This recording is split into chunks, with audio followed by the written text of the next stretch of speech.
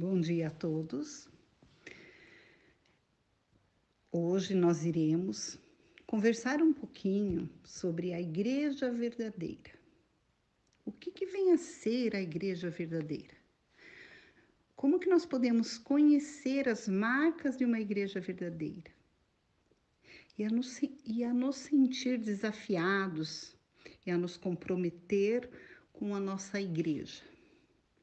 Às vezes, é tão fácil nós irmos para catecismo, para a igreja aos domingos, para todas as atividades da nossa igreja, sem saber onde originou tudo, o que realmente é uma igreja. Será que uma igreja é somente aquele prédio que foi construído, que nós temos bancos, microfone, tudo certinho para os cultos de domingo? O que vem a ser realmente uma igreja?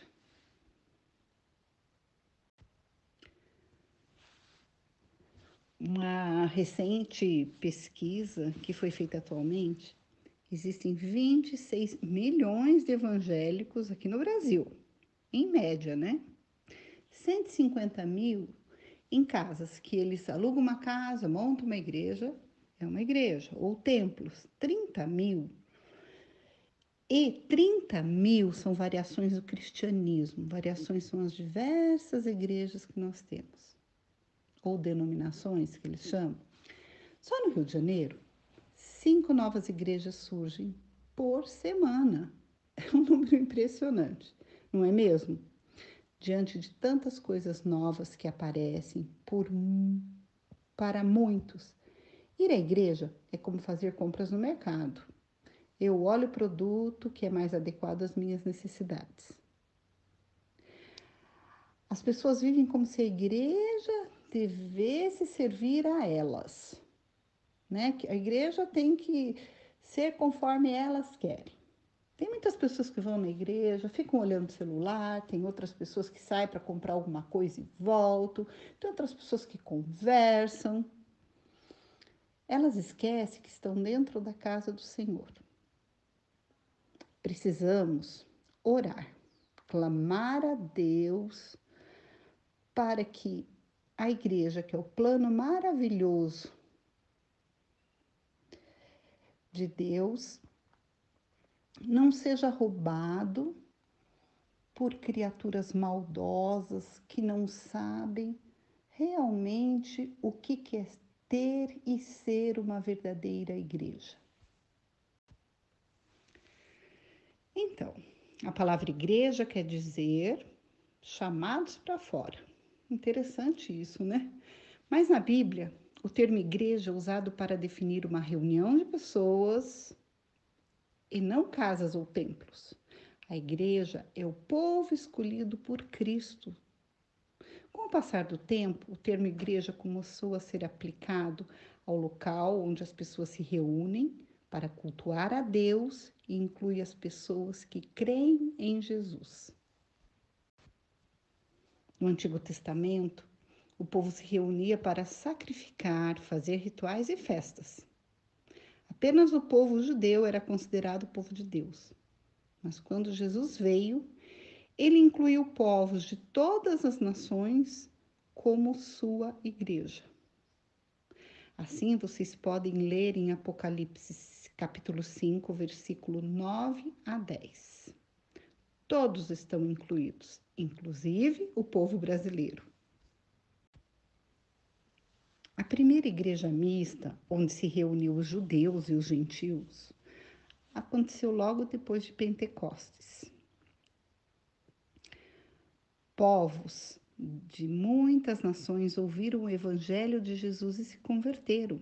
Daí surgiu a primeira igreja e, de imediato, muitas pessoas foram batizadas. Sabem quantas? Você pode ver e ler em Atos, capítulo 2, versículo 41.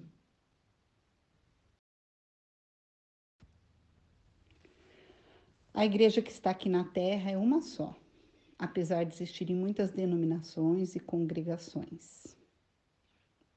A igreja é santa porque foi separada e escolhida por Deus. Ela também é universal porque existe no mundo inteiro.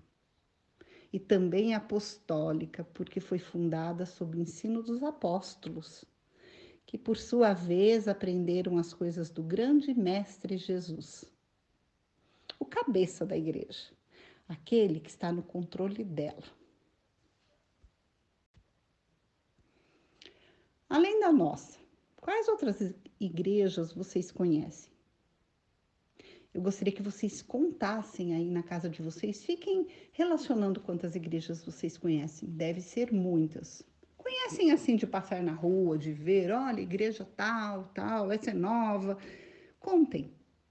Existem muitas, muitas mesmo. Então, nessa imensa diversidade de igrejas, como podemos saber se a igreja é verdadeira? Se ela realmente segue os ensinos de Jesus? Mas o nosso Deus não ia nos deixar assim, como se desboiando num assunto de tamanha importância. Ele deixou algumas marcas na sua igreja verdadeira. E nós precisamos ser meio detetives para descobri-los. Mas de que maneira? Nós temos uma forte aliada que nunca nos abandona. É a nossa Bíblia Sagrada. Vamos conhecer então as marcas da verdadeira igreja do Senhor? Para saber se uma igreja é verdadeiramente cristã, se segue os ensinos bíblicos, precisamos estar atentos à pregação da palavra de Deus. A pregação da palavra é o centro da vida da igreja e deve ser considerada para sabermos se a igreja é fiel a Deus ou não é. A segunda marca que uma igreja deve ter para ser chamada de verdadeira são os seus sacramentos. Sacramentos são mandamentos do Senhor Jesus para nós. E se a igreja e seus líderes estudaram bem a Bíblia, eles verão que existe apenas 2 sacramentos: a Santa Ceia e o batismo. A Bíblia ensina que eles devem ser realizados por pessoas habilitadas pela palavra e a igreja verdadeira sabe bem disso. Mas ainda não acabamos. Ainda há uma terceira marca da igreja verdadeira para verificarmos. E ela é a aplicação da disciplina. Quando somos disciplinados, vemos sempre resultados positivos. E o próprio Senhor Jesus nos ensinou sobre isso em Mateus 18. Jesus disse que se o seu irmão pecar contra vocês, vão e mostrem-lhe o seu erro. Conversem com ele, em particular, só vocês dois. Se essa pessoa ouvir o seu conselho e se arrepender, então tudo ficou bem. Vocês devem perdoar-lhe, pois ela se arrependeu. Mas se o seu irmão não ouvi-los, levem com vocês 1 ou 2 pessoas para fazer o que mandam as Escrituras Sagradas. Elas dizem que qualquer acusação precisa ser confirmada pela palavra e pelo menos 2 testemunhas. Mas se a pessoa que pecou não ouvir essas pessoas, então contem tudo à igreja. Se ainda assim a pessoa não se arrepender, há um último estágio, a exclusão daquela pessoa da igreja. Mas que fique bem claro, a exclusão só se deve ocorrer quando realmente a pessoa não se arrepender. A verdadeira igreja existe desde a eternidade, quando Deus escolheu os seus. Essa igreja se tornou universal a partir do Pentecostes, quando também os gentios receberam o Espírito Santo. É uma igreja guiada por Deus, uma comunidade de cristãos que comungam, ouvem e praticam a palavra de Deus e que são santificados pela disciplina. Vocês fazem parte dessa igreja que Deus separou e somente Ele conhece completamente. Louvem a Deus por isso. Agradeçam-lhe fazer parte de uma comunidade que possui as marcas da igreja verdadeira.